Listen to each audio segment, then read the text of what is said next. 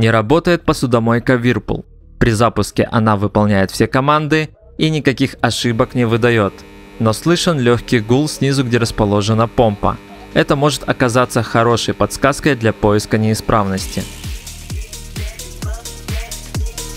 Я провел диагностику и измерил сопротивление обмоток мотора. Все в норме. Далее проверил пусковой конденсатор, и как оказалось, он потерял свою емкость. Из 3 микрофарад у него осталось 0,781 микрофарад. Процент потерь составил аж 74%. Теперь я заменил его на рабочий конденсатор и посмотрим, что получилось. При запуске программы мойки помпа отрабатывает на все 100%. Если ваша посудомойка сталкивается с подобными проблемами, не забывайте проверять конденсатор. Спасибо за просмотр, подписывайся на канал Workman Tech Fix, чтобы не пропустить новые видео и полезные советы. Пока!